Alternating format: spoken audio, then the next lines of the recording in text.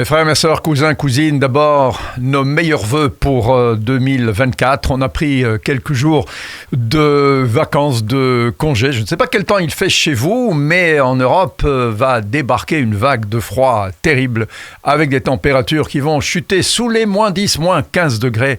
Donc, si le soleil vous appartient, tant mieux.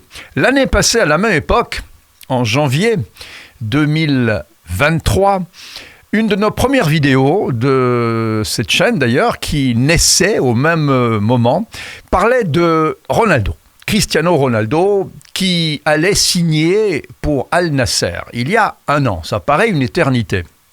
Et cette vidéo qu'on a faite il y a un an, eh bien vous pouvez la regarder encore aujourd'hui parce que contre vents et marées, contre tous ceux qui annonçaient la mort de Cristiano Ronaldo parce qu'il signait à Al Nasser, eh bien nous avons dit dans cette vidéo il y a un an que c'était un nouveau pari sportif qu'il allait gagner. Donc, un an après, quelque part, on est tranquille. On n'a pas dit de bêtises l'année passée. On peut en dire, on peut se tromper. D'ailleurs, on se trompe, vous le savez. 2 fois sur 4. Mais quand l'année passée, on avait prédit que Cristiano Ronaldo allait de nouveau, avec son mental, son envie, aller défier un football qu'il ne connaissait pas et que d'ailleurs, pas grand monde ne connaissait, beaucoup avaient des doutes. On se dit, bon, ben voilà, c'est un championnat de 2e catégorie. Ça va se passer d'une façon triste.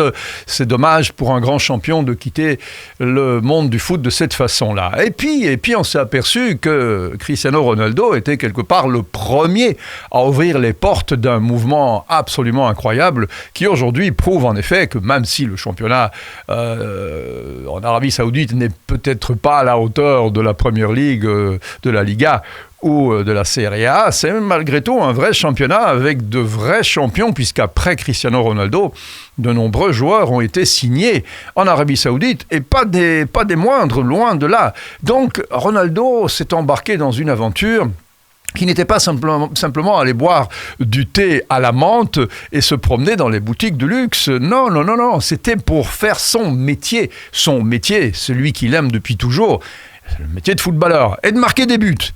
Et c'est pour ça que maintenant, eh bien, un an après, dans cette vidéo, on peut dire qu'il a réussi son pari, puisqu'il a marqué 54 goals en 59 matchs, ce qui lui permettra de recevoir le Maradona Award for the Best Goal Scorer en 2023. Devant Kylian Mbappé, devant Erling Haaland, devant Harry Kane. Alors certains diront, oui mais les goals qu'on marque en Arabie Saoudite n'ont pas le même poids.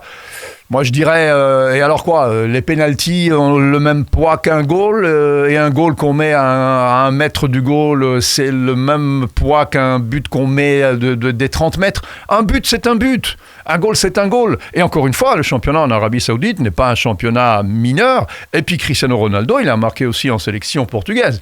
Et puis, quoi qu'il en soit, on peut dire ce qu'on veut, ce titre, il va le gagner. Le meilleur buteur de l'année 2023 sur cette planète foot, c'est Cristiano Ronaldo. La dernière fois qu'il avait réussi cet exploit, c'était en 2017 avec le Real, il avait planté 53 goals.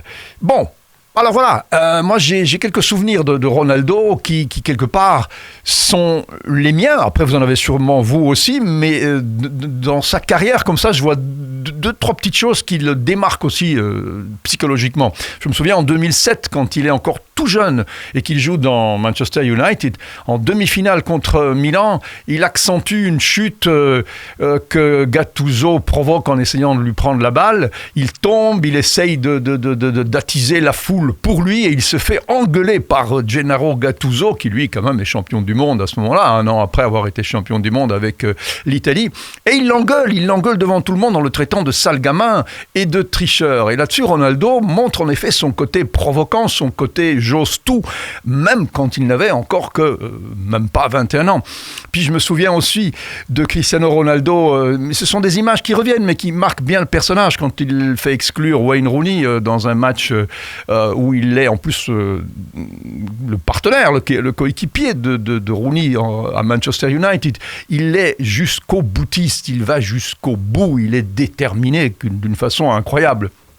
Souvenez-vous aussi de Cristiano Ronaldo en 2016, la finale de l'Euro, que le Portugal gagne contre la France. Il sort après 20 minutes en larmes, en pleurs, ce qui ne l'empêche pas de coacher avec son entraîneur sur la ligne. C'est l'entraîneur adjoint. Quelque part là, on voit l'âme de Ronaldo qui, même s'il n'est pas joueur, il est l'âme sur le terrain. Il est celui qui maîtrise le temps et donne les émotions. Souvenez-vous aussi de Cristiano Ronaldo, qui marque cette retournée fabuleuse à Turin quand Madrid, le Real, fait 0-3 et que le 0-3, c'est Ronaldo qui fait une retournée fantastique et tout le stade de Turin se lève et l'applaudit. Et à ce moment-là, Cristiano Ronaldo se dit sûrement « ça, c'est un club pour lequel j'irai jouer ». Et le match retour, souvenez-vous aussi, quand ce dernier penalty donné à la dernière seconde où le keeper italien Buffon se fait exclure. Ronaldo marque le 1-3 et exulte comme s'il venait de marquer le goal de sa vie. Alors qu'il venait de marquer le 1-3 qui qualifiait le Real en évitant les prolongations. Ça, c'est Ronaldo aussi. Et puis, souvenez-vous aussi de ces goals où il va chercher la balle de la tête. Ce n'est plus un être humain, c'est un hélicoptère à ce moment-là. Quand il monte et qu'il reste en suspension et qu'il réussit à piquer la balle dans le goal, eh bien, c'est un petit peu son état d'esprit. C'est d'arriver tout en haut, tout au bout, quand on pense qu'il n'y a plus moyen d'aller plus haut. Il donne encore ce coup de rein, ce coup du destin qui fait que Ronaldo, quand on le pense fini, quand on croit qu'on doit lui dire adieu, eh bien Ronaldo vous dit non, ce n'est pas vous qui déciderez quand je pars, c'est moi. Alors c'est vrai, une blessure suffirait à tout anéantir, une blessure suffirait à arrêter sa carrière à 38 ans, bien évidemment, le moindre accident sérieux va mettre un fin à sa carrière. Ce qui me fait penser que celui qui va le blesser, le défenseur ou le joueur qui le marque, qui ferait un tacle un petit peu appuyé et qui blesserait Ronaldo, je crois qu'il serait maudit par toute la planète du foot pendant des générations. Donc il est quelque part peut-être un petit peu immunisé. Quand Ronaldo a le ballon, peut-être aujourd'hui, on se dit... Je ne veux pas être le joueur qui va le blesser, qui va mettre fin à sa carrière. Bon, c'est une petite parenthèse, mais psychologiquement, quand même, ça doit être important de ne pas vouloir être celui qui mettrait un terme à la carrière du great of all time. Peut-être, le GOAT, je ne sais pas. Peut-être. Alors, il a encore des paris à gagner. D'ailleurs, ok, il va gagner maintenant le Maradona Award for the Best Goal Scorer, mais il pourrait aussi prendre d'autres trophées à cette remise de trophées qui quelque part concurrencent les grands monstres, peut-être pas le Ballon d'Or, mais bon, voilà, les Dubai Globe Soccer Awards vont donner pas mal de trophées, le meilleur joueur, la meilleure équipe, le meilleur entraîneur, le meilleur agent sportif. Il va y avoir 11 trophées. Et il y a 70 millions de personnes qui ont voté parce que c'est évidemment vous, nous et un jury aussi qui a donné et qui va donner ces prix, ces trophées qui aujourd'hui essayent d'égaler les grandes manifestations sportives mondiales. Alors donc je disais, pour terminer, quels sont les grands défis que Ronaldo a encore aujourd'hui à 38 ans. D'abord, d'arriver peut-être à marquer 1000 goals, lui qui est à 872 goals et inscrit dans sa carrière. Il y a l'Euro qui va arriver.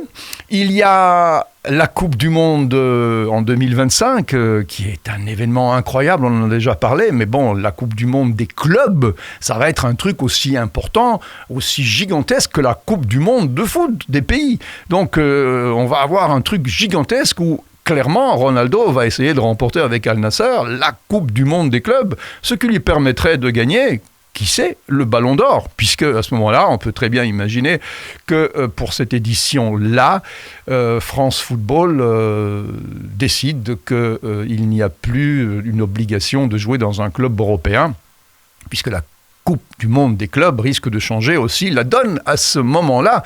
On pourrait mal imaginer qu'un joueur qui a le trophée du meilleur club du monde ne soit pas peut-être Ballon d'Or cette année-là aussi. Donc, ça ouvre beaucoup de portes, beaucoup de défis pour un homme qui a 38 ans, qui a sportivement, je pense, décidé de maîtriser son destin jusqu'au bout, du bout. Et le bout du bout, ben voilà, je pense qu'on peut le mettre à la Coupe du Monde 2026, probablement. À ce moment-là, je pense qu'il pourrait imaginer de tirer sa révérence. Mes frères, mes sœurs, cousins, cousines, Je ne sais pas si après cela, il aurait encore les forces morales, physiques, psychologiques pour encore entamer un cycle. Mais si l'année passée, on vous avait dit qu'un cycle était en train de démarrer, eh bien, on ne s'est pas trompé. Alors voilà, 2024, 25, 26, c'est un défi incroyable, mais que Cristiano Ronaldo peut relever. Et vous me donnerez votre avis pour savoir si, oui ou non, vous estimez qu'il est le GOAT ou pas.